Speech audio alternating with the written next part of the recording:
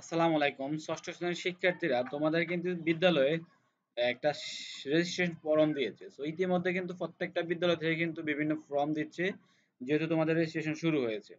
তো সেই ক্ষেত্রে আমি একটা বিদ্যালয়ের বুড়া হাজী নওয়াব আলী ফাজল উচ্চ বিদ্যালয়ের রেজিস্ট্রেশন ফর্মটা সংক্রান্ত কথা বলবো, কিভাবে ফিল আপ করতে হবে আর কি কি অ্যাটাচ করতে হবে, অথবা কি কি সাথে জমা দিতে হবে আর কি।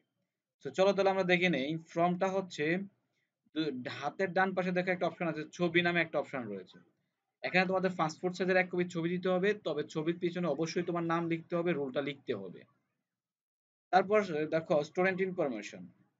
তো এখানে বলা রয়েছে সকল তথ্য ইংরেজি বড় হাতের অক্ষরে পূরণ করতে হবে।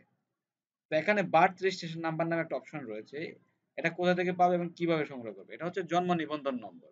তো তোমাদের জন্ম নিবন্ধন দেখবা এখানে 17 সংখ্যার একটা জন্ম নিবন্ধন নাম্বার রয়েছে, 17 ডিজিটের। এই নাম্বারটা কিন্তু এখানে ফিল আপ করে দিবা। তারপর হচ্ছে স্টুডেন্টস নেম, তোমার যে নাম রয়েছে জন্ম নিবন্ধনে সেই নামটা এখানে লিখে দিবা।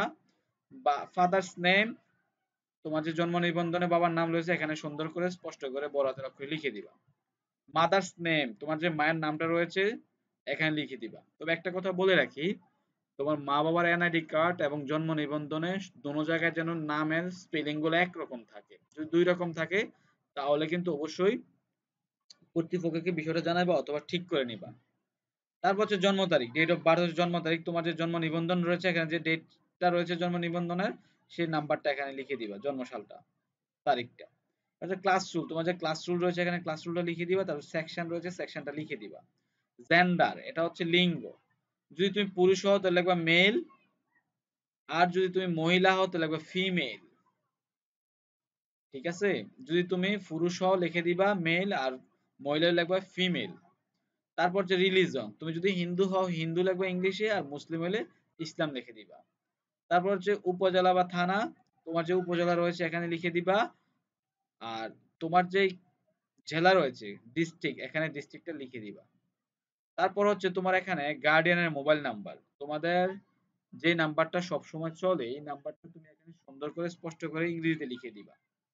সংযুক্তি, এখানে একটা অপশন রয়েছে সংযুক্তি। শিক্ষার্থীর জন্ম নিবন্ধনের ইংরেজি ফটোকপি একটা। তার মানে হচ্ছে তোমার যে জন্ম নিবন্ধন রয়েছে ইংলিশের, সেটা একটা ফটোকপি দিবা। আবার কিছু কিছু জন্ম নিবন্ধন রয়েছে ইংলিশ বাংলা একসাথে, তবে এটা একটা দিলেই হবে।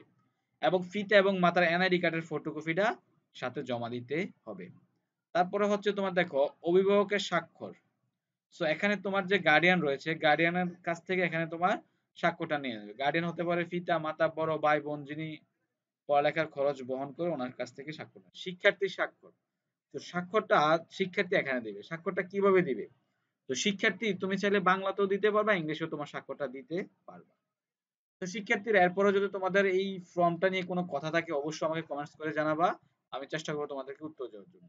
তো শিক্ষার্থীরা ভালো থাকবা, আজকের জন্য খোদা হাফেজ।